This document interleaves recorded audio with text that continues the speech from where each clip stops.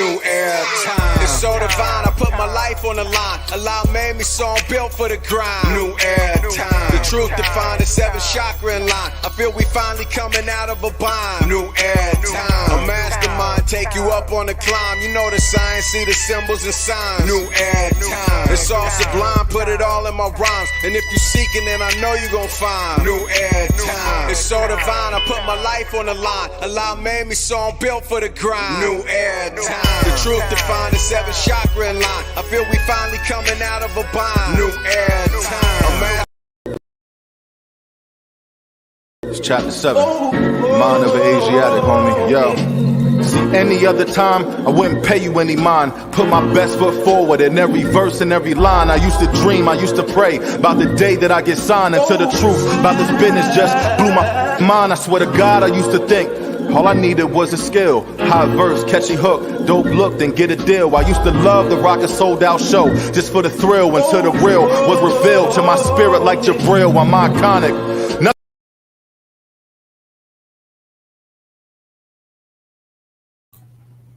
All right, peace. Peace, Moors. We live now. You're going to enjoy this broadcast. Everybody watching, make sure you click like and share. And we'll be right back. Don't go anywhere. Alhamdulillah. You heard? More pheasants.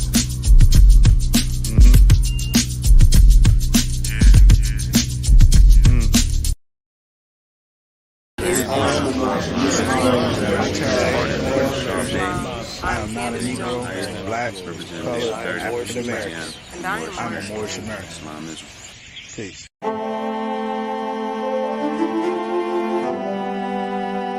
Yeah. Hey, 5 on the right, 2 on the left, man. You know what time it is.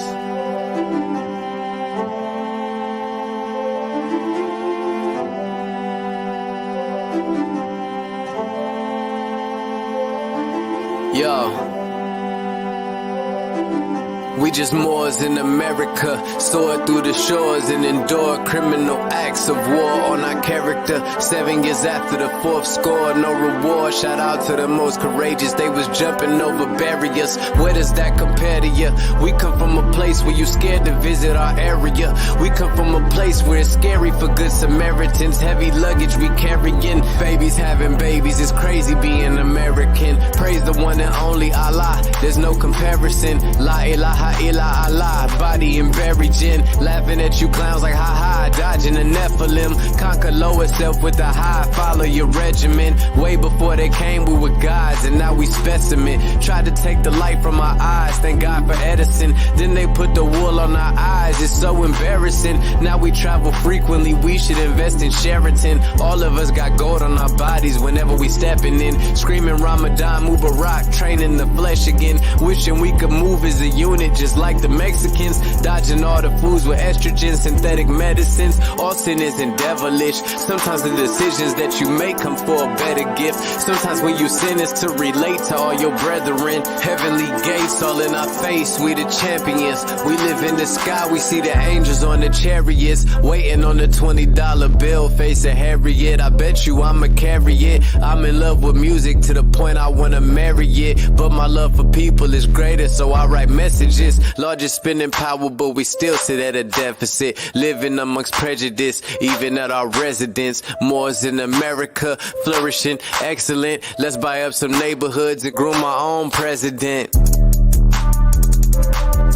Yeah. And I come to you today with all intentions of spreading love, truth, peace, freedom, and justice.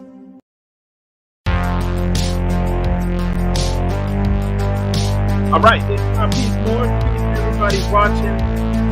You're here, tuned in to Moors in the Mecca broadcast. I want to give a shout out to everybody watching on Facebook, everybody watching on YouTube. Before we always rise, giving the highest praise to the Creator, the Most High, Father God Allah, regardless of what name you may refer to. As we also give honor to our divine prophet, Noble Drew Ali. We give honor to everything Moorish. So everybody tuning in, we're going to be going in today. You're going to enjoy this. So everybody watching, make sure you click like and share. All right? A good afternoon. You're listening to the True and Living Light Bringer Moors in America. As always, I'm your brother, also known as Sharif Ali. We're uncovering and bringing glorious light to all issues pertinent to the Moorish American paradigm. That's what we do on this podcast known as Moors in America. That's what we do. So hopefully everybody's having an amazing afternoon. And if you wouldn't mind, please share this broadcast on your favorite social media platform. All right, Facebook, Twitter, all of that good stuff. And we're just gonna go ahead and jump into it. You can read the video description, but I'm saying we going in. So this is gonna be a great learning experience for us all. So everybody, make sure you hit that like and share button, and let's get this video up here. Feel free to comment in the comment section, and you know how we do here, Moors in America. Don't go anywhere.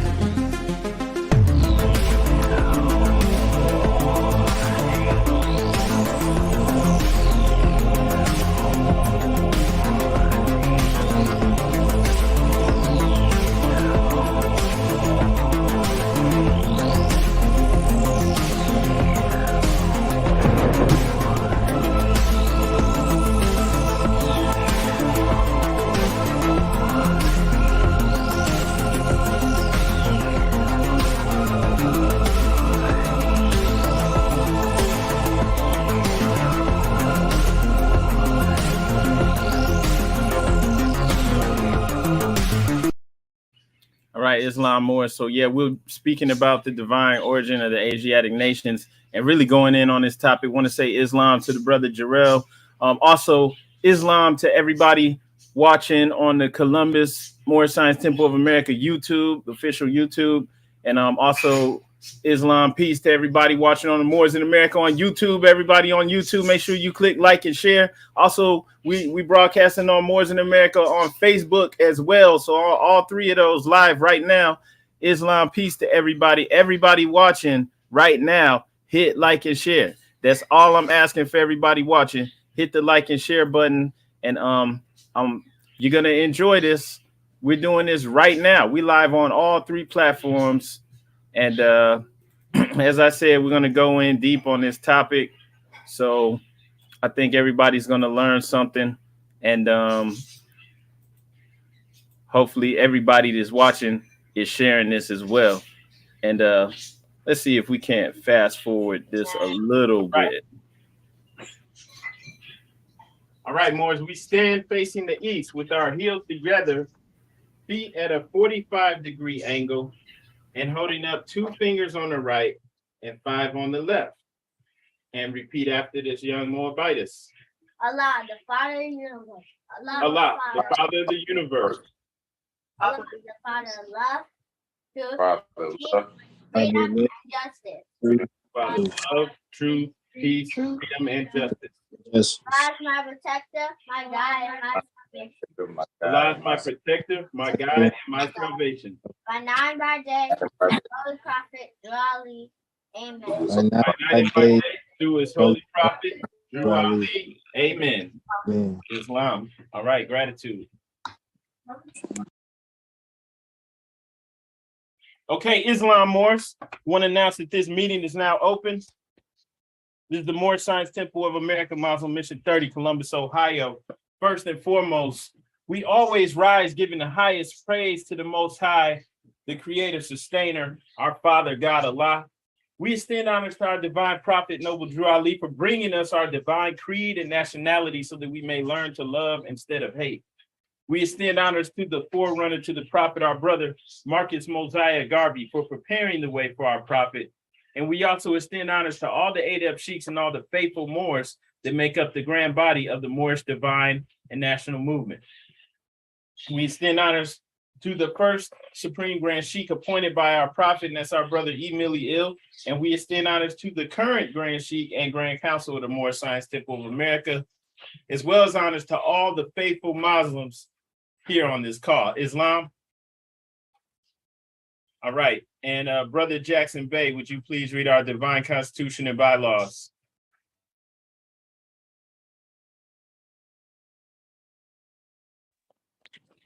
Islam Sheikh.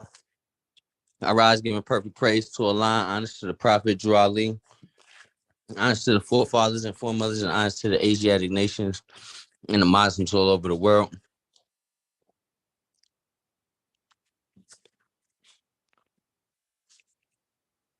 Salvation, Allah, unity, the Moorish Science Temple of America, the divine constitution and bylaws. Act 1. The Grand Sheikh and the chairman of the Moorish Science Temple of America is empowered to make law and enforce law with the assistance of the Prophet and the grand body of the Moorish Science Temple of America. The assistant Grand Sheikh is to assist the Grand Sheikh in all affairs if he lives according to love, truth, peace, freedom, and justice, and it is known before the members of the Moorish Science Temple of America. Act 2. All meetings are to be open and closed promptly according to the Circle 7 in love, truth, peace, freedom, and justice. Friday is our holy day of rest because on a Friday, the first man was formed in flesh, and on a Friday, the first man departed out of flesh and ascended unto his Father God Allah. For that cause, Friday is the holy day for all Muslims all over the world. Act 3. Love, truth, peace, freedom, and justice must be proclaimed and practiced by all members of the Moorish Science Temple of America. No member is to put in danger or accuse falsely his brother or sister on any occasion at all that may harm his brother or sister, because Allah is love. Act 4. All members must preserve these holy and divine laws, and all members must obey the laws of the government, because by being a Moorish American, you are part and parcel of the government and must live the life accordingly. Act 5. This organization of the Moorish Science Temple of America is not to cause any confusion or to overthrow the laws and constitution of the said government, but to obey hereby. Act 6. With us, all members must proclaim their nationality, and we are teaching our people their nationality and their divine creed, that they may know that they are part and partial of this said government, and know that they are not Negroes, colored folks, black people, or Ethiopians, because these names were given to slaves by slave holders in 1779 and lasted until 1865 during the time of slavery. But this is a new era of time now, and all men now must proclaim their free national name to be recognized by the government in which they live in the nations of the earth. This is the reason why Allah, the great God of the universe, ordained Noble Drew Ali, the prophet, to redeem his people from their sinful ways. The Moorish Americans are the descendants of the ancient Moabites, whom inhabited the northwestern and southwestern shores of Africa. Act 7. All members must promptly attend their meetings and become part and partial of all uplifting acts of the Moorish Science Temple of America. Members must pay their dues and keep in line with all necessities of the Moorish Science Temple of America. Then you are entitled to the name of faithful.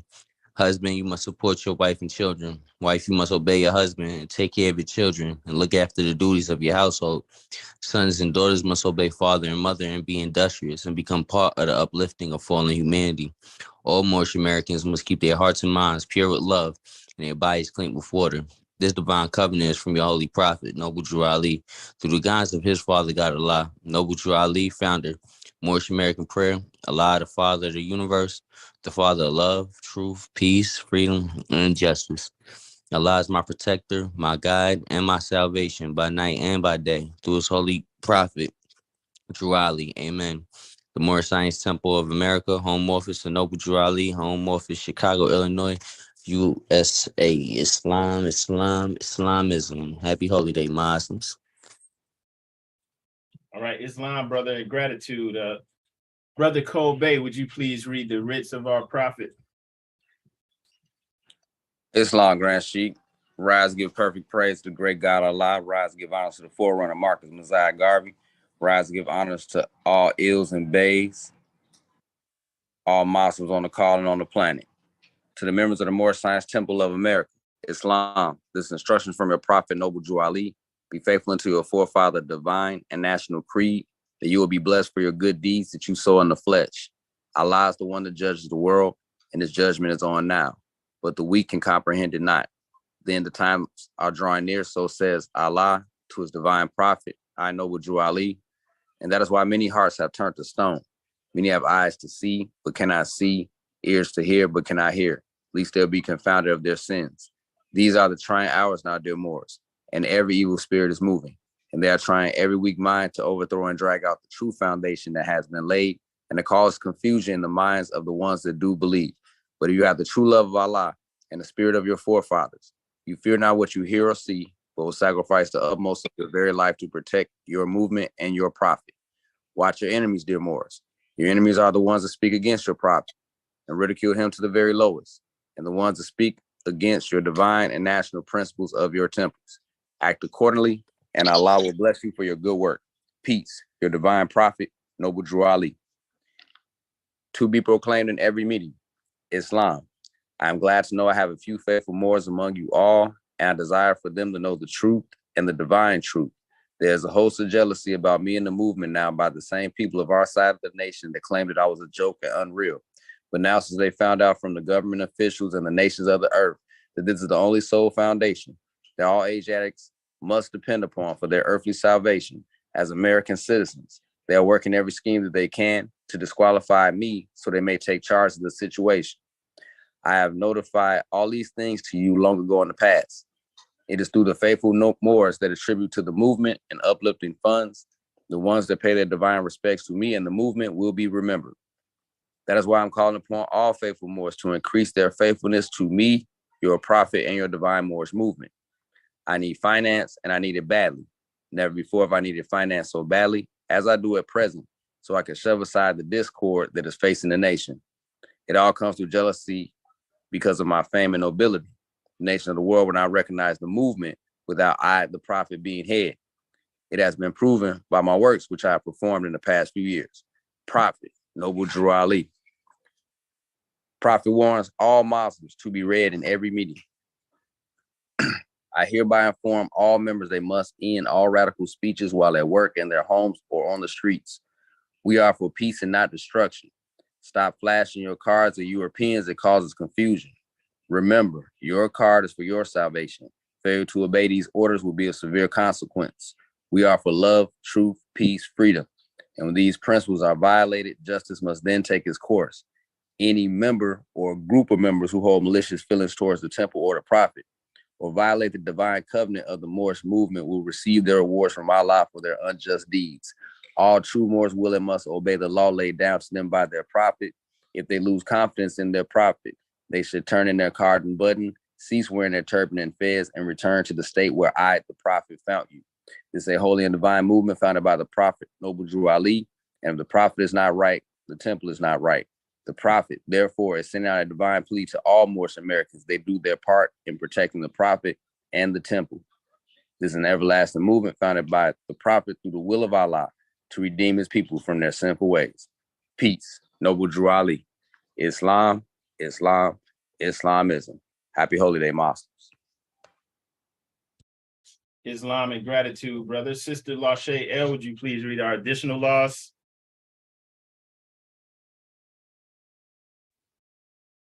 Islam. Rise and give all praise to the great Father God Allah. Honors to the Holy Prophet Noble Drew Ali. Honors to all the faithful Muslims on the call. Honors to all Moorish Americans around the world. Questionnaire and additional laws for the Moorish Americans by the Prophet Noble Drew Ali. Act 1. Grand sheikhs and governors and heads of all temples, all business. Each said temple must be approved by the Prophet Noble Drew Ali. Before acting upon by any members, let it be finance, property, or any line of life that will cause the members to sacrifice finance, etc., that will cause the support of any group of members. Any former officer that violates these laws is subject to be removed from his office under a heavy restriction, etc., by the Prophet or the Grand Sheikh. Act 2. All members are to attend their EDEP meetings and their public meetings properly. If a member is found standing around on their meeting period, shall be fined 50 cents on the first case, and on the second, he will be fined $1, which will go on your emergency fund. If members must, and if he must subscribe for as much as he is able to the Moorish uplifting funds, because it takes finance to uplift the nation. Act 3, it is the lawful and divine duty of every good member, if he is able in finance, to aid me in saving the nation. And if he does not, he is an enemy to the cause of uplifting his own people, and justice must catch you. Let it be he or she according to love, truth, peace, freedom, and justice, as I have the power invested in my hands, and I would have to enforce the law in order to save the nation. Act 4, all members while up making a public speech must not use any assertion against the American flag or speak radical against the church or any member of any organized group, because we're to teach love, truth, peace, freedom, and justice. Act 5, all members must promptly attend their meetings and send their children to Sunday school, and the teacher must conform himself to the questionnaire, and let every member exercise his 5 senses who is able to do so, because out from your Sunday school comes the guiders of the nation.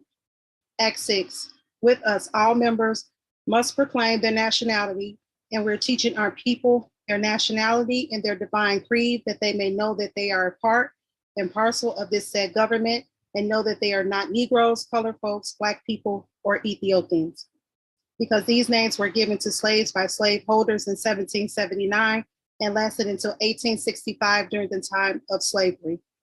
But this is a new era of time now, and all men now must proclaim their free national name to be recognized by the government in which they live and the nations of the earth. This is the reason why Allah, the great God of the universe, ordained Noble Drew Ali, the prophet, to redeem his people from their sinful ways. The Moorish Americans are the descendants of the ancient Moabites who inhabited the northwestern and southwestern shores of Africa. Act 7, all members must promptly attend their meetings and become a part and a parcel of all uplifting acts of the Moorish Science Temple. Members must pay their dues and keep in line with all necessities of the Moorish Science Temple. Then you're entitled to the name of faithful. Husband, you must support your wife and children. Wife, you must obey your husband and take care of your children and look after the duties of your household. Sons and daughters must obey father and mother and be industrious and become part of the uplifting of fallen humanity. All Moorish Americans must keep their hearts and mind pure with love and their bodies clean with water. This divine covenant is from your holy prophet, Noble Drew Ali, through the guidance of his father God, Allah. Islam, happy holy day, Muslims. Okay, Islam Moors, I'm about to fast forward this a little bit. Gratitude. Don't go anywhere. I did want to make sure you guys heard some of this. I know some people never even been in a temple before, but we're gonna fast forward this a little bit. A national by more genius missionary work to bring my people to us, and we don't. Okay, hang on. Place to us, all true American citizens. Once again, happy holy day! Happy holy day to anybody that just joined. Today we're going to be speaking in chapter 45 from our Quran, speaking about the divine origin of the Asiatic nations, and in particular, we're going to be focusing about the Asiatic states of North America, the Asiatic nations, okay, or specifically us, the Asiatic nation, and what the prophet created, how this relates to us. Before we do that, though, I just want to go back to Act 6 from the additional laws, where it says in there, last sentence says, the Moorish Americans are the descendants of the ancient Moabites who inhabited the northwestern and southwestern shores of Africa. Now, remember, we spoke about this last week, and we know that the Moors were on both sides of the Atlantic, right? We know that. But also, the prophet put that wording in there specifically as it relates to us, and we don't want to separate ourselves from the kingdoms over there on the other side of the Atlantic Ocean, right? And specifically speaking about Ghana, Mauritania, Senegal, Nigeria, any of those places in West Africa. And you know, there's a reason why our descent is always placed over there. Okay, so we don't want to separate ourselves from that. The prophet came to redeem us, to reconnect us to our ancient lineage. All right, and even though we were on both sides of the Atlantic, even trade was taking place, before the Europeans came over here. But we don't want to separate ourselves from that, Morris. We don't want to do that. So let's go into our Quran, chapter 45. The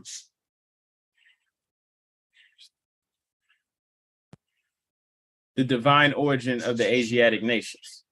All right, now this is a short chapter, but once again, we want to focus on our nationhood. What this actually is that we're doing, what this is all about, like why we're even coming together. And if I could, can we please get a volunteer just to read these 7 verses from chapter 45?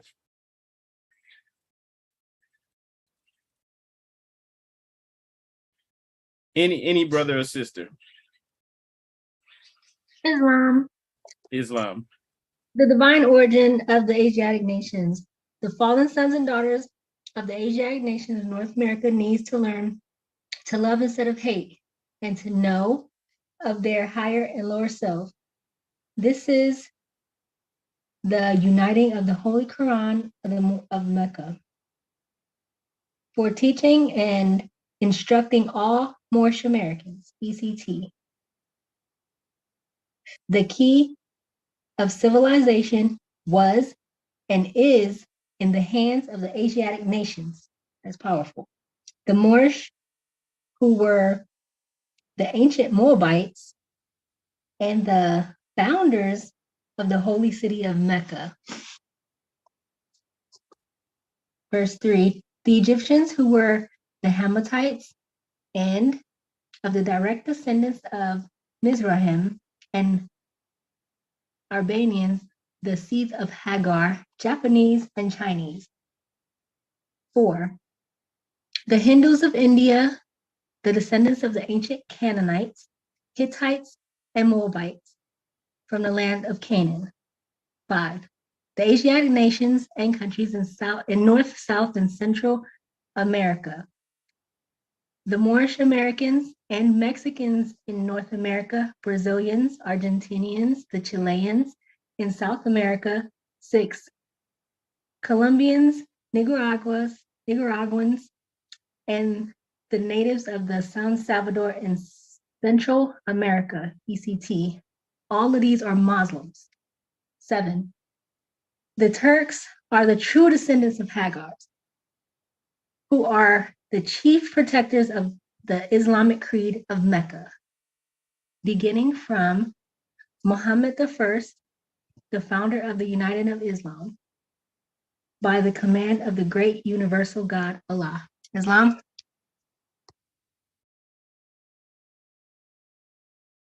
Okay, sorry, yeah, I was on mute. Appreciate you, sister. All right, Islam. Okay, so we're speaking about the divine origin of the Asiatic nations, right? The fallen sons and daughters of the Asiatic nation of North America need to learn to love instead of hate and to know their higher and lower self. This is the uniting of the Holy Quran of Mecca for teaching and instructing all Moorish Americans. Okay, and we remember that the prophet said the key of civilization was and is in the hands of the Asiatic nations. All right. And then he proceeds to let us know who the Asiatics are. And he's naming all of these different people in the world. Then he gets to North, South, and Central America, speaking on the Asiatic nations of North, South, and Central America. And for the most part, we're speaking about all the indigenous people here. Period. Okay. North, South, and Central America. That's covering the Caribbean, everything. All right. And so he lists people specifically, Mexicans, Brazilians, Colombians, Nicaraguans, Argentinians, Chileans, natives of San Salvador. And then it says ETC. All of these are Muslims. Jamaicans, right? You can't leave any of these people out. They're all Muslims. They're all Asiatics. Okay. And we're going to speak on why this is the earthly and divine salvation for us, right? What does it say in the Quran? That we're giving the church and Christianity back to the Europeans as it was prepared by their forefathers for their earthly salvation. So we've spoken on this in the past, how the agreeing on Christianity as the state religion for the various European tribes and then later nations was a political move, right? They had several conferences where they decided which books they would put into their holy book, the Bible, which ones they would leave out.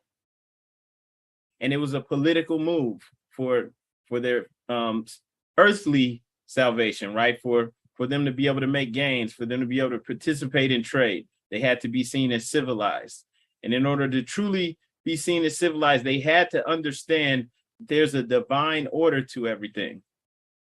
Okay, so that was done for them. But we are giving this back to them and returning to Islam, which is for our earthly and divine salvation.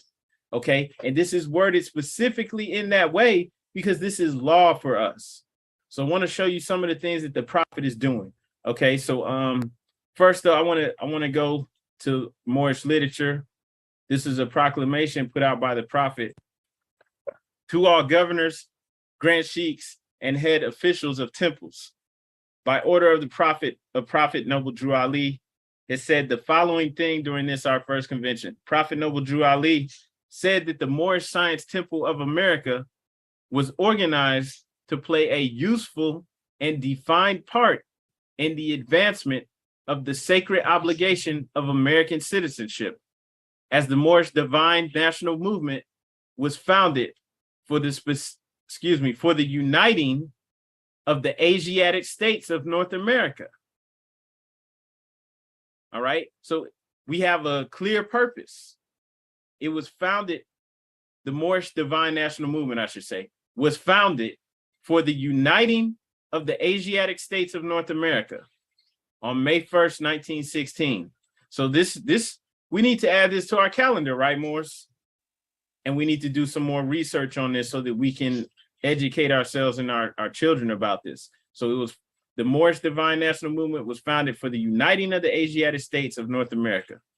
As this will have been our very first convention and most interesting one ever held in this city.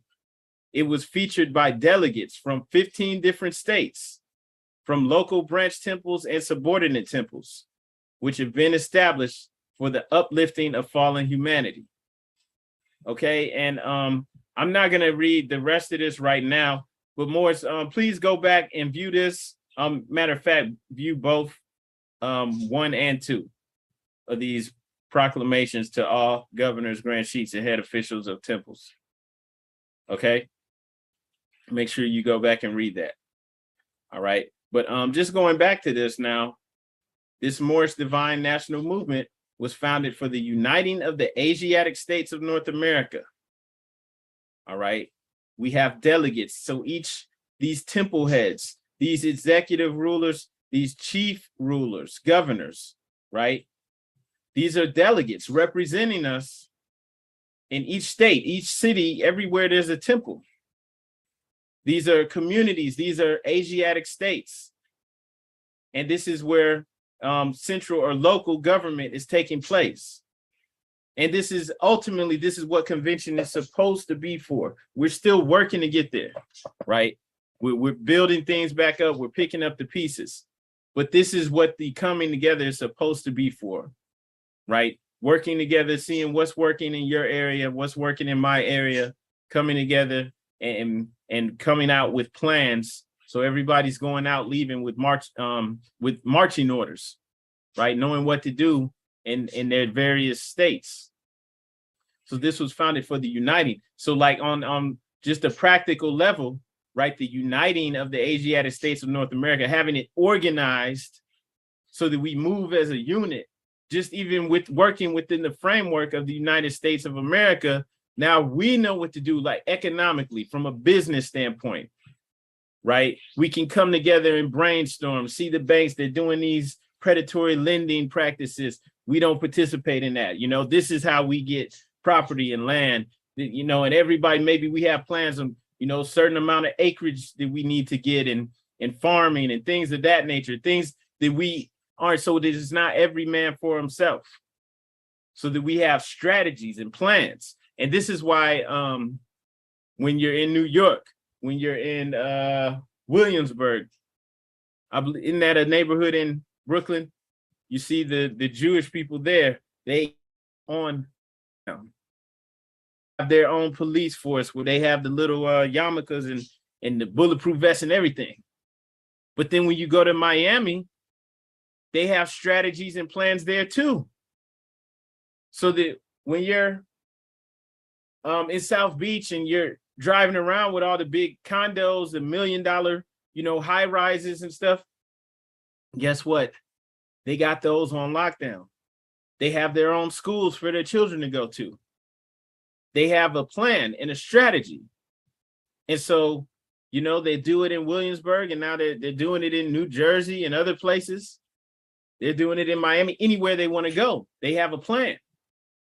So it's not just, hey, get out here and figure it out for yourself, which is pretty much how it is. So this was done back in 1916. And even though the prophet got it up and running, right, we've yet to come back and implement this, right, at that level, so that we're moving as a unit and making moves, getting property, getting everything that we need to secure for ourselves. Right, because anyone is paying attention, you can see that this stuff looks like it's coming down. Right, it looks like it might even get worse. So this was of the utmost importance then, but it's still valid now.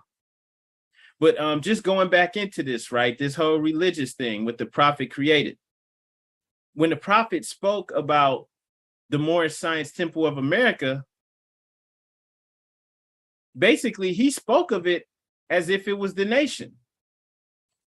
He spoke of that and the Moorish Divine and National Movement. I'll say that. He spoke of both things like interchangeably as if that was the nation, right? He said that he, being the prophet, said that this, speaking of the Moorish Science Temple of America, is the only sole foundation that all Asiatics must depend upon for their earthly salvation as American citizens. And I want to tell you why he said that. He said it's the only sole foundation that all Asiatics must depend upon for their earthly salvation as American citizens. And remember, when we're looking at the divine origin of the Asiatic nations, right, he's not just talking about North America, right? Because when you go somewhere like Trinidad, which is like right off the coast of South America, it's filled with dark-skinned people, Asiatics, people with dreadlocks, people that look like Rihanna. When you go to Guyana, which is in South America, a part of the continent, same thing. It's filled with people that look like us. Both of those places, they speak English. When you go to Brazil, the majority of the people look like us, right? So he's talking about all of us. This is the sole foundation and salvation for all of us. So let's get into that. And let's also show and prove why this is real. Okay, so some of us may have seen this before, which I go back to this a lot, but this is Freemasonry of the Ancient Egyptians by Manly P. Hall, who was an occult expert. You see his little personal library. He was an expert on Freemasonry, so much that even though he didn't join the lodge, he was like made an honorary master mason, right? So he's an expert on the occult. And then within this book, he speaks about our ancient government. And the reason why I want to speak on this, right, speaking about ancient Egypt, is because the prophet very clearly tied us back into this, even with the name Moorish, Moors, Moorish American. When you look at the etymology of Moor, okay, just that term Moor, the root, right, MR, you'll see that in the ancient Egyptian script, right, Moorish. The name for ancient Egypt, which a lot of people know, Kemet, is actually Tamare or Tamaru, right? Ta-more. It's an ancient name that ties us back into that. So just by being a Moor, we're tied back into Tamaray or Tamaru, the people, the land of the Moors. Right now, a lot of people say Kemet. Kemet actually meant the black land, and people want to say, well, that means the black people, but that's not true, because Kemet, the black land, would have only been referring to the land around the Nile River, because that land was fertile and it had black soil, right? And as we can see, like over time, you know, that area began to become a desert, right? But even still, that land around the Nile had the black sand.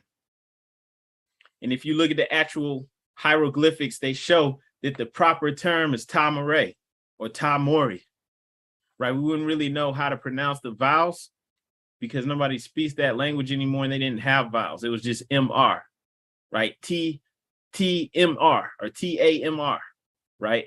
So Tamori, Tamaray was the land of the Moors. And so even within that name, the true nationality of the real ancient Egyptians is hidden in the name. Okay? And so the prophet tied us back into that. And then within the framework of the Moorish Science Temple of America, he actually returned us to our ancient government. Let me see. Brother Jackson Bay, can you read what's on the screen for us? Is that big enough? Just if you could just read that first paragraph.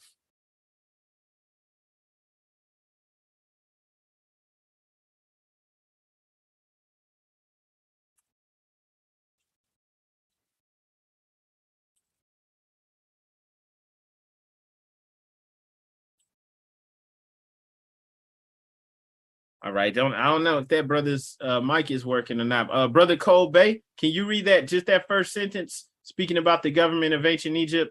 And we're gonna tie this in.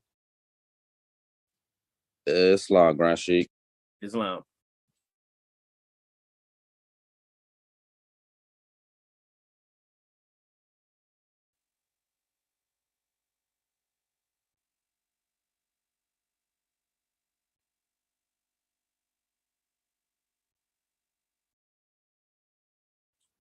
Islam. If you know what, if it's too small on the screen, don't worry about it. I have the book right here. Islam. Yeah, if you can't see it, don't worry about it. I got it. Oh, Islam. Okay. So while we're looking at this, because Manly P. Hall was speaking on the ancient government of Egypt, he says the government of ancient Egypt was theocratic. While the pharaoh appeared to be the head of the state, the priests were the actual governors of the empire. The king was placed on his throne by the priests, maintained there by priestly influence, and remained the whole of his life under the guardianship and protection of the priesthood. The temples were the sanctuaries of the letters and sciences, and learning in all its branches was cultivated exclusively by the priesthood. And what it doesn't say in here is that the pharaoh himself is a priest king, right? The pharaoh's supposed to be unified with his or her higher self, but the pharaoh's basically a priest king, and then they're maintained there by the priesthood. They're under the guardianship and protection of the priesthood.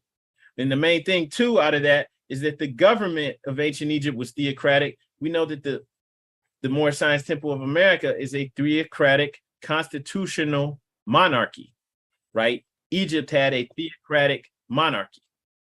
So the prophet returned this to us. And these vestiges of this government are still around us. Why? What did we just read in chapter 45 about the Asiatics? Okay, the key to civilization was and is in the hands of the Asiatic nations. Was meaning in the past, and is meaning currently. Currently. So that means that all civilization is based off of what we just read. Right? Even though they may say we don't have a monarchy anymore, we have a president or whatever, it's still the same thing. And we're going to show that. Okay, so in most governments of the world, Some governments have a president, but most governments have a prime what? Minister. A prime minister. Okay. Anybody ever wonder why they call their leaders ministers?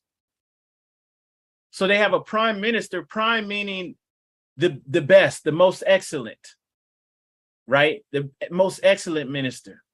But they're the head minister. And then all of the branches of government, like here they call them departments, but all of the branches of government in many of these other nations are called ministries, right? You have the Ministry of Defense, and then you have the Minister of Defense. That's the head of that government department, right? You have the Ministry of Health, Ministry of Education, the Ministry of Transportation, all of this. Every aspect of government, they're ran by a ministry, right? And then you have heads for each ministry, a head minister, and they make up the Council of Ministers. And then you have a prime minister, okay? If you just look it up on Google, why are government officials called ministers? A minister is a politician who heads a ministry, making and implementing decisions on policies in conjunction with other ministers. That's from Wikipedia, right? Speaking about that. So this system of running government, right, was just copy pasted from our ancestors. So now you have the same thing going on, right? So you're in Mexico, you're in the United Kingdom, right? They have the prime minister, they have all these various ministries. Okay, we're gonna go further into this. So why do they have ministers? But in the United States, we have a president and we have secretaries, right? Why do we have secretaries over here? Why don't we have a minister? Like, or the head of each government department. Why isn't it called a minister like everyone else? Okay, so there's a reason for this, and this stuff is hidden right in front of our eyes. Okay, so if you look at the etymology of secretary, just look up the etymology of secretary. In the medieval Latin, secretary, all right, is from secretarius, and that means one entrusted with secrets. All right, it's from the Latin secretus, meaning private, secret. Right, to separate, set apart. So here, instead of having a prime minister, we have secretaries. Islam, sister, I see you have your hand raised. Islam. First and foremost, I'd like to rise and give perfect praise to our Father God Allah, honors to his prophet Noble Drew Ali, and honors to all of Allah's prophets, and honors to everything Moorish. I just want to say to your question, I didn't look into it or anything like that. It just came to my mind because we have a separation from church and state here. I just want to say that comment. Islam, I yield the floor. All right, Islam, sister, and that's a great comment, and you're on the right track too. Another reason why instead of having ministries here, right, we have departments. Okay, so this is going back to ancient Egypt. The pharaoh, the king in Egypt, is maintained by what? The priesthood is maintained by ministers. Okay, all right. So it here in the United States, right, they have departments instead of ministries. You guys see the screen, right? It says a minister is an assistant to the king. Right? The priesthood is advising the king. So even though the secretaries are doing the same thing, they don't have that name. And so I just want to say this because if you're in Jamaica, they have a prime minister. They have all of these ministers. Who's their king or queen? I'll give you a hint. She just died. Right? The queen for Jamaica just died. And same thing for Canada. Same thing for Australia. Several of these countries. It's not a coincidence that they have a prime minister and they have all these ministries and they're surrounded by a council of ministers. Who are they ministering to? Who are they advising? They're advising the king or the Queen of England. Okay, they still haven't truly separated themselves. Even though many of these places declared their independence and set up a government, they have a council to the Queen. There was actually something in the news not too long ago. If I'm not mistaken, I believe it was about Trinidad trying to separate themselves from the Queen. So it was like a year ago before she made the transition. But I'm just saying that to say, right, they still have the ministers maintaining and protecting, right, even guarding the king or the queen, whether it's the Queen of England, right, or some other person. But for the most part, it's the Queen of England, or at least it was. So this is who they pledged their allegiance to and why they had the ministers. But that's not letting the United States of America off the hook either, right? Because when we go into the etymology of secretary, right, because we have a president and then you have the Secretary of Defense. You have all these departments, Department of Transportation, Department of Health. Whoever's the head of that is the secretary. The only difference would be the Attorney General and the Postmaster General. But all of the other departments, they're headed by a secretary. So the Secretary of Defense is advising the president. So who are they actually working for? Because secretary actually means one with secrets. And then it's a cabinet government. You know, the president has a cabinet. When you look into the etymology of cabinet, it means secret storehouse, treasure chamber, case for valuables, right? So you had this cabinet and it's a secret storehouse. This is the treasure chamber. And then you have the secretaries, you know, they're entrusted with secrets. They're keeping the secrets. So what are the secrets that they're keeping? We don't even know, right? We have no idea, even though this stuff is in our face. And it's not like it's your fault or my fault that we don't know, right? Nobody's telling us this. So what are the secrets that they're keeping, right? Why is it that most of these people, and not knocking any organization and definitely not speaking ill of any fraternal orders, anything like that, but we have to tell the truth. So most of these people in these positions where they're secretaries, heads of these different departments, they also are wearing our fez within their lodges, okay? And taking an oath and almost taking the Shahada. The Shahada, of course, is when you're declaring there is no God but Allah. But they do this in secret, okay? Many of them will tell you that they don't even do it, but they do. That's why this one's fez says Muslim on it. This one says Islam. This one says Morocco. All right, this one says El Bay. Okay. So this is, and I'm not saying these guys are Secretary of State or anything, but this is what, in many cases, even for you to be in that position, you have to be Master Mason. You have to be connected and tied in. Okay. So what are the secrets they're keeping, right? They're keeping our secrets. And the cabinet that's holding these treasures, this is all ours. This is why the prophet flew both flags, because ultimately all of this belongs to us. But we can't stake our claim if we don't come in and proclaim our nationality. So not saying it is that easy that all we have to do is proclaim, but when we proclaim our nationality, that's actually an affidavit.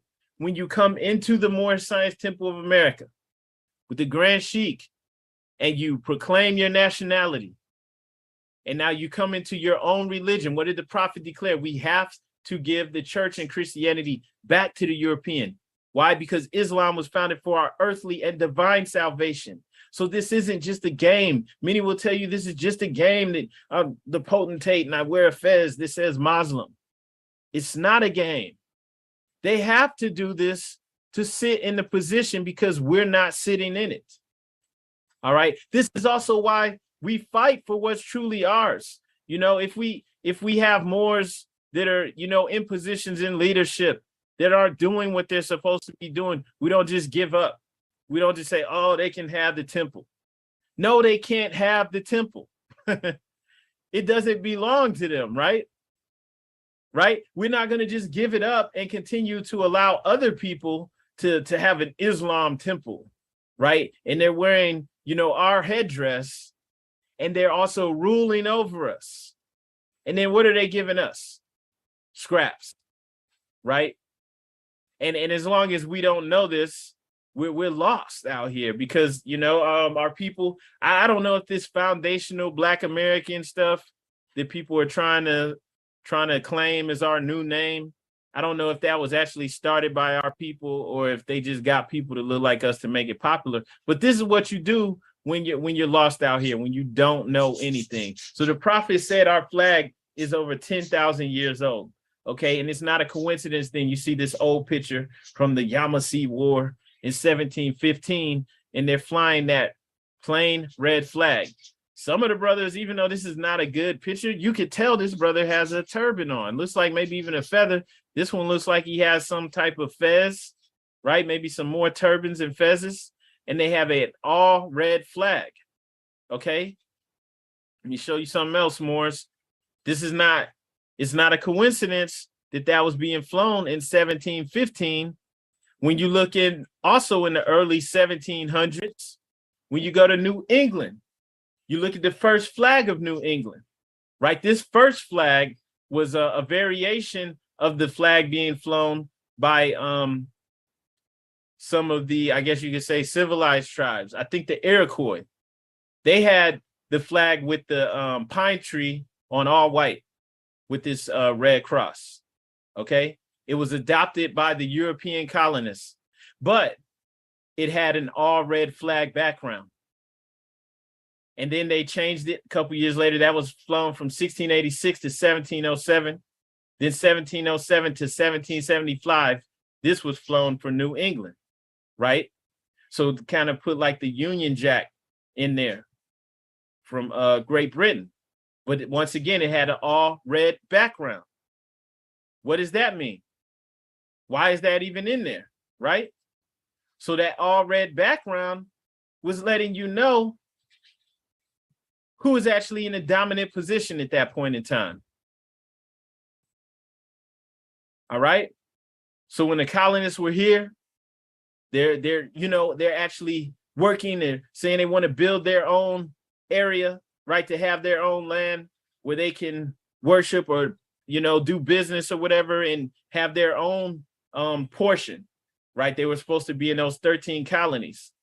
So they're practicing, whatever they want to do, their Christianity or whatever they're doing, but their flag that they're adopting is being superimposed with the Moroccan flag, just all red, solid red. And so that's letting you know they were within the Moroccan domain. And that's why it's being flown together. All right, that says 1775. We know what happened in 1776, because this is what's given to us in history. That's when the Battle of Independence, right? The colonies against Britain. Even though we don't know our own Independence Day, right? Unless we're in the temple and we're learning what the prophet did for us and we're making sure that our children know and that we make it mean something, right? But we know the 1776 things started to flip, right? That's when the Moroccan kingdom, at least from our viewpoint, started to fall, right? We weren't in power anymore. They pretty much cut that off, right? They built themselves up and they cut it off. But if you look at how this was done, right? They for what it says 1686 to 1775, they honored it. They flew their flags together. Okay? Their flag was with the all red flag while they built themselves up. And once they put themselves in power, boom, they're like, okay, we don't need that anymore. You understand? So they honored it. And you know, many of us know that even the constitution that they later adopted was based off the Great Law of Peace. The Great Law of Peace, which was, of course, that was the supreme law of the land that the ancient Americans had here. And the Great Law of Peace means Islam. Islam means peace. All right, so this really was Morocco. This is what the prophet is telling us. He's giving us clues within the Quran questionnaire so that we can figure it out ourselves, right? So that we can understand. But he's saying this pretty much. He's letting you know this is Morocco, a Mexum. This is also northwest of Mexum. Now that Africa broke off, right, and the Atlantic Ocean is created, you could look over there and say, okay, Mauritania, right, that's on the coast, northwest coast, that's northwest Africa or northwest of Mexum. And yes, it's true. But also this is greater northwest of Mexum. Because now we know who we truly are. And so now that you have this knowledge of who you truly are, now you can actually speak to lawmakers and these Europeans that are in the know. There's not a lot of them. It's only a few people that know what's going on. Now you can speak in an intelligent tone. An intelligent tone is speaking with confidence, understanding who you are, not asking for permission, not asking someone if this is true. No, you know. You know. You can't truly know this, though, if you don't recognize Noble Drew Ali as your prophet. Because he's the one that came and didn't just talk about it. Now, that's what we do, right? People can just talk and just get online, make memes, right? Make a video. But he actually set this up. So he reestablished a theocratic monarchy for us. When he set up the government, he established a theocratic constitutional monarchy. And as said, he told us that this is the only sole foundation that all Asiatics must depend upon for their earthly salvation as American citizens. All right, and he spoke about this being created to unify, to unite the Asiatic states. Okay, and as we can see, like when we were speaking about the ministries, the ministers, so all of these countries, Jamaica, Trinidad, Guyana, whoever else has that same system of government where they have these ministers set up, that lets you know those ministers, their allegiance is still to the Pope, still to the King or Queen of England, right? Because the ministers are the priesthood that maintain and protect the king. They advise the king. Okay. And so that's why they still have to give up that form of government, right? And come into their own.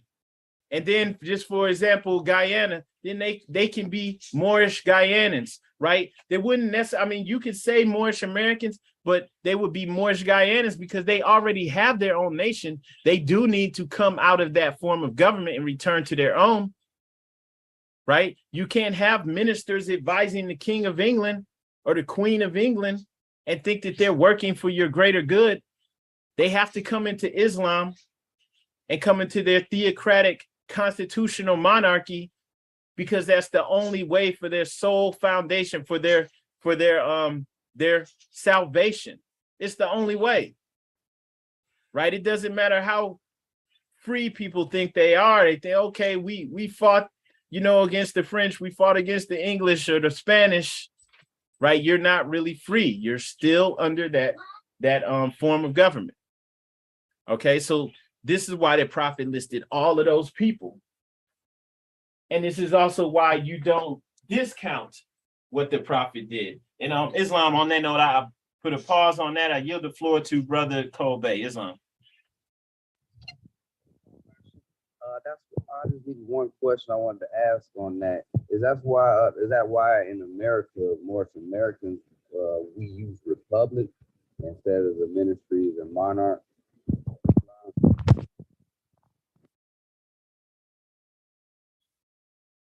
Islam, brother. I'm not sure. Was could you repeat that, brother? It seemed like the mic was really low. Islam, is that the reason why in the Americas we use a republic? Because even when the Europeans were doing the revolutionary war, they were trying to get out of the monarchs, and Americas became republics, like most other countries are republics as well. I was just wondering, is that tied into that?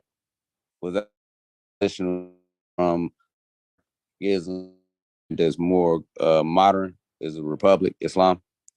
Islam. So, I could be mistaken, but just looking at how things transpired in history, it seems like there was a collaboration with some of our ancestors to work with them, to create something new. And eventually we started to take on their ways as well. This is why the prophets say that we suffered for taking on the ways of the Europeans, from getting away from the ways of our forefathers, right? We took on their religion. Many of us, that was by force, right? But it doesn't matter at this point in time. But, some did that willingly. And then also working with them to establish this new form of government. And while there may have been a time period, like you can see in here, where we still were in power, the 1686 to 1775. And this is when the Constitution was created, it was based off of our great law of peace, or Islam. We also, even though this is unbeknownst to most people, we also participated in the creation of the Constitution. And so when it said we the people, this is something that we wrote in there. This was ours. That's actually an ancient saying, we the people. So we participated in the creation of this government. That's also another reason why the prophet flies the American flag, the USA, and the Moorish flag. Okay, because all of this is ours. So we had a hand in this. And as you can imagine, you come to a new place where the majority of the people are already Asiatic and they're already in power. You can't just come in there kicking in the door, I'm gonna take things over, right? You're gonna get stomped out. It's not gonna work. So they came in there like, can we make camp here and just be in this area? And they negotiate things and they let them have a certain area. And can we work together to create a new form of government? Because this, where we're coming from, it's not working for us, right? And so there were agreements that were made. And unbeknownst to the Moors, the people were looking out for their own good. And it got flipped on them, And the Moors put themselves also in the condition for that to happen, because even though they don't talk about this at all, we were participating in slavery. They want to tell our sad story. We were slaves, 12 years a slave. We were enslaving people too, and we were enslaving Europeans, right? So, we put ourselves in that position to get taken over. And as the sister said in the chat, we saw that history in Philadelphia. I do advise people, even though it may be like too last minute to say for this year, but I do advise people to reach out to Brother Zeem Hawkins Bey at Temple 11 in Philadelphia and make the trip there in August to witness the Moorish history. They do a Moorish history tour through Philadelphia, through Sheikh of Mecca, showing you the hidden history that's hidden in plain sight. And it's amazing to witness. And, it's just something that I advise all Moors to do. It's in October. So, it's coming up soon this month, but it's something that, Moors should check out, whether it's, next year or whenever you're able to. It's amazing. So this history that we're speaking about, it's been here the whole time, even though it wasn't taught to us, right? They teach us, they just show us being slaves and always being, up under someone. But come on, man, why are they flying this red flag? Solid red. We were in a dominant position.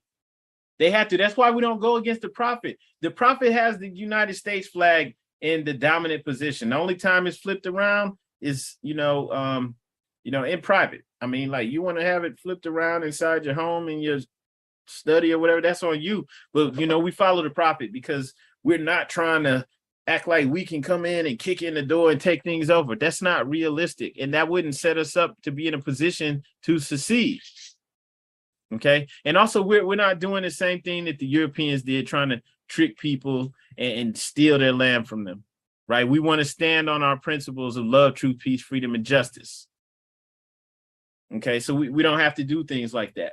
But you know, you can see just from that thing that's up on the screen, it took a little time for them to get in the position they're in now, where they could totally drop it. But this really was Morocco. All right, it's, you know, it's not just something that sounds good to say. And the proof has always been here. This is how come that those flags, okay, that you saw on the screen were flown in the 1700s. But that's also why now you can understand why there was this Free Sundry Moors Act, right? Where you had the petition.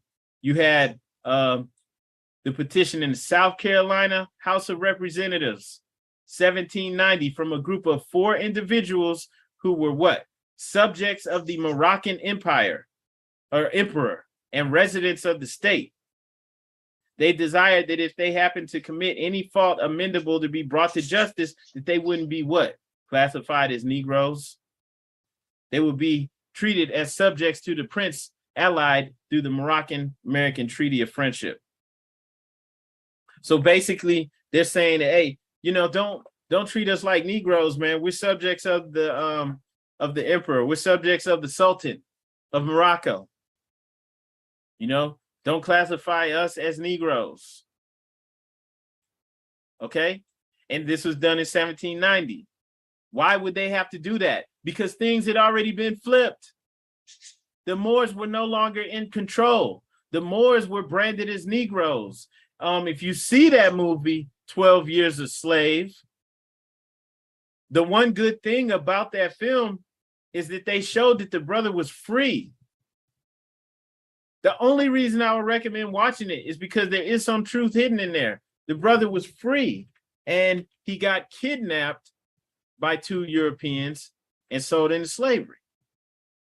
Okay? And so once again, this is what was happening. Free Moors, civilized, even people were educated, landowners, their stuff was being stolen from them. They were branded as Negroes and they were sold into slavery. You guys remember we had one meeting where we were reading from a book where it was showing how all of these people who were, you know, free and who were born in America, these towns and cities were just declaring them Negroes, right? So that they weren't liable for them. They weren't like citizens that they had to take care of. They were branding all these people, Negroes. People that were born in Massachusetts were being branded Negroes from, you know, Ghana or just anything, West Africa, right? Everybody know they're not from there. Okay, so this was actually done. And this is also why you had a case, as the sister said in there, with Abraham Lincoln defending the person who today would be classified as Black. He was being called a Negro, right? Somebody wanted to take his property because Negroes can own land. They couldn't own property. And Abraham Lincoln successfully argued that his client, although he may look like a Negro, right? There's nothing wrong with being a Negro, but he's a Moor. You know, he successfully argued that. So the sundry free Moors, and see, this is a lot of people, Moors, you know, out here trying to figure things out. They'll say, well, we need to do this. We need to go off the Sundry Free Moors Act, and we need to go off the Moroccan American Treaty of Friendship, right? The peace Treaty of Peace and Friendship. But you don't need to do that anymore. Right? This was done. And those 4 people who petitioned to be, you know, branded as subjects of the Sultan, they did this because they were out of power and they saw what was happening. Okay, they didn't want to be branded Negroes, and it didn't. You know, it was something that maybe like that worked for them individually, but it wasn't something done for all of us, right? And the reason they were doing that is because things had flipped, right? They were no longer in power anymore. Their history was being wiped out to the point where people, you know, weren't even knowing anything about Moors anymore. You know, so people could see things like this old sculpture in Mexico, where you got this old man wearing the fez with the little rope tassel. They wouldn't even know this means that the Moors have been here forever. This has always been Morocco. They wouldn't know that even referred to them. This was all wiped out. And this is why I was showing you the government leaders, the secretaries, they're keeping no secrets, right? The cabinet, the treasure house, they're holding those secrets. That movie with Nicolas Cage, what was it called? National Treasure, right? We're the national treasure because we own all of this and we don't even know it. So when you're sitting in someone else's house and they don't know it, you can take advantage of them. You can do whatever you want. But just going back to this, you know, we don't have to try to tie ourselves into the Sundry Free Moors Act or the Treaty of Peace and Friendship. Not saying that those things don't have any use at all, just saying that because of what the prophet did, he came and declared our independence. All right, he established the nation and he did it lawfully. So now all we have to do is come into our nation, right? We don't have to do, and when you look at those Sundry Free Moors, when you look at their names, I believe they had like regular names. Like most of us had like English names, right? They had like regular sounding names. They didn't have like Arabic names. Okay. But just going back to that we were the Moors. Doesn't matter if you were over here. So they tried to tie themselves into that. But now that the Prophet Noble Drew Ali has come, right, you now have that transfer of authority. And that happened with the founding of the Moorish Science Temple of America. Because if you look at the Sundry Free Moors in 1790, we'd already given up our own way of governing. We already gave up whatever indigenous governments we had. We gave it up. We took on the ways of the European. We had their names. We had their religion. We didn't have our own government. The prophet came. He established the government. He gave us the laws. This is why we read the laws every time. Because we have to come back in and learn it. This is why it doesn't work without it. You can't leave that out. So now we don't have to like each and every one of us go individually try to, I'm going to tie myself back into the treaty. I'm going to get with the Sundry Free Moors Act of 1790.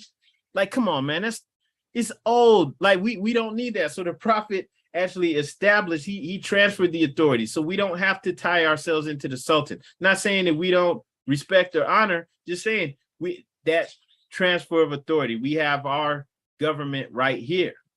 We have our heads, our leadership, right? We don't have to seek asylum by proclaiming to be subjects to a foreign authority. Now the recognition is coming from being connected to the Moorish Science Temple of America. And that's why the prophet said there's but one issue for them.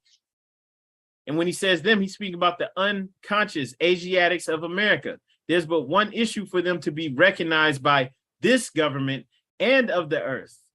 And it comes only through the connection of the Moorish Divine National Movement, which is incorporated in this government and recognized by all other nations of the world. Okay? So obviously the corporation wasn't, it didn't have the name Moorish Divine National Movement. The corporation is the Moorish Science Temple of America. The Moorish Divine National Movement is encompassed within the Moorish Science Temple of America.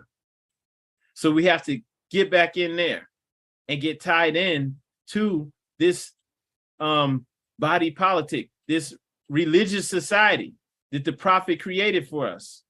And so that's why we spoke about earlier about the ministries, because people that don't really understand government are going to try to tell you it's just a temple is just a religious corporation. It can't be a government. They don't even realize that the government's ran by ministers. And it is based off of what? Ancient Egypt, where the pharaoh is maintained by priestly influence. And he's under the guardianship and protection of the priesthood. Right? So somebody in, another country like Jamaica, we're good. We're already free. It's like, don't you know that your government is the priesthood that protects the king or the queen of England. You need this temple too, even if you don't recognize it, even though you have your own nation and it's beautiful. They could have an air force that's ran by people that look like them. They got the Ministry of Health and it's ran by people that look like them, and it's beautiful, it's wonderful. You got this chocolate nation and it's amazing, but they're still under Catholicism and the European rule because their ministers are protecting the king or the queen. Here, obviously, in North America, he had to come to us first because we didn't even see ourselves as a nation, and most of us still don't. At least, in Jamaica, they went and they, declared their independence, or Haiti or whatever. They declared their independence, but they still got this ministry that is working for them, not for their own people, right? They can't outright declare that, but that's what it's really about. Okay. And so, this is what the prophet established for our salvation. So the Moorish Science Temple of America is a body politic. And the body politic is the collective body of a nation or state. So that's the sole legitimate representative of the American people. That's the true government of the Moorish nation. And this is what gets us recognized by the entire world. So when he spoke at the nation, like he's saying the Moorish Science Temple of America in the same breath, right? Even Moorish Science Temple of America or Moorish Divine National Movement, but the Divine National Movement is encompassed within the Moorish Science Temple of America. All right. And so this is why the prophet then moved like a government. This is why he set up the per capita tax and the Moorish uplifting fund and okay, there's temple dues locally for each temple because obviously locally we need finance, but then we have this national treasure, right? Treasury, where the per capita taxes sit so that we can build and do everything that we need without outside influence, right? If other people, other nations want to assist us, great, fine. But the agreement is not going to be like, okay, well, yeah, this is what we're going to do. This is what we're going to tell our people. No, right? It's kind of like almost like, you're helping because you realize this is the true way. You want to assist us in uplifting our nation, not for influence, not for, okay, well, you guys are going to do this. Y'all are going to vote this way. No, right? And in order to actually be able to tell people no, we have to be able to raise our own funds from amongst us. So that's why the prophet did that. That's why in Act 3, he says it is lawful and the divine duty of every good member, if he's able in finance, to aid me in saving the nation. Right? I will have to enforce the law to save the nation. He's saying all of this because, we need to be able to raise our own funds. Or otherwise, what else are we going to do? Take money from other people? They're going to want something in return. Right? Or at least we have to be able to raise enough finances so that people know that we're not bluffing when we say, hey, we'll just do it ourselves. Okay, so the prophet was actually moving as a head of state. And then what you're seeing up on the screen, when you look in the wording of the Herds Revised Statute, you see that it has a provision for the creation of a body politic. Okay. And then the body politic, that's an actual government. It's an actual government. So it's not just a religious organization. It could have been, but when you're having the per capita tax, when you're having delegates from each state, when you're moving and functioning as a nation, then it's a body politic. And it's a state, right? And it's state. It can govern itself. So in this instance, this is referring to the creation of a state. This is what our divine salvation is in, coming into the Moorish Science Temple of America. When you're looking at the back of the 101 questionnaires, you'll see it says, see Herds Revised Statutes, chapter 34, 36. All right, but you have a couple key words circled in here. So when you're going to section 35, right? It says any church is speaking about this Religious Corporation Act. Any church, congregation, or society formed for the purpose of religious worship may be incorporated in the following manner. And then it says by electing or appointing. We don't elect, we appoint, right? According to its usages or customs. And then just skipping back down, it's saying church or society may adopt a corporate name. So there's a difference, church or society. And upon the filing of the affidavit as herein provided, it shall be and remain a body politic and corporate by the name so adopted. Okay, so you had the creation of a body politic, a religious society.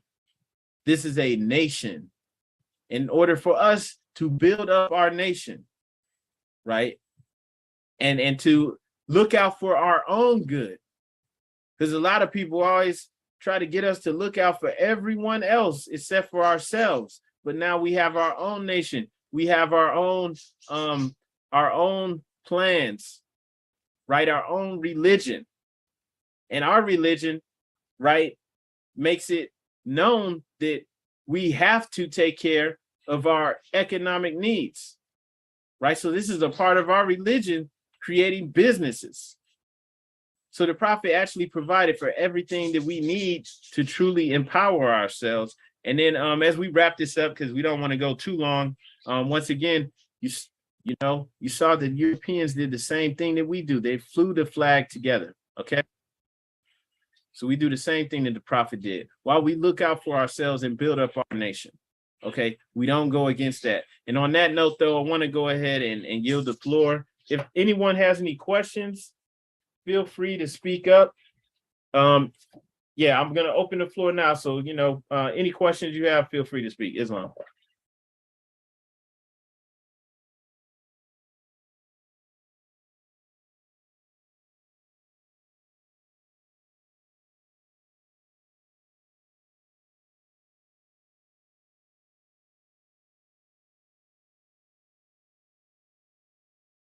Okay, Islam. So if there are no questions, I want to announce without further ado, we're going into the closing of the meeting.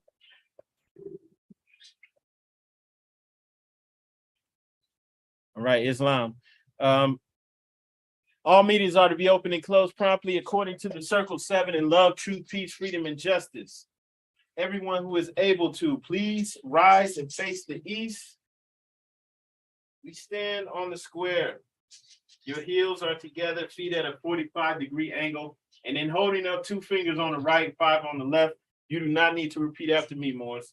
Allah, bind our hearts and minds back to our ancient forefathers, divine creed and principles. We ask this in thy holy name and the 7 Elohim. Amen. Islam. Happy holy day, Morris. Peace and love. Happy holy day, Morris. Peace and love. Happy holy Peace and love. Happy holy day. Demonstration. Happy holy day. Peace and love. Peace and love. Islam. Happy holy day.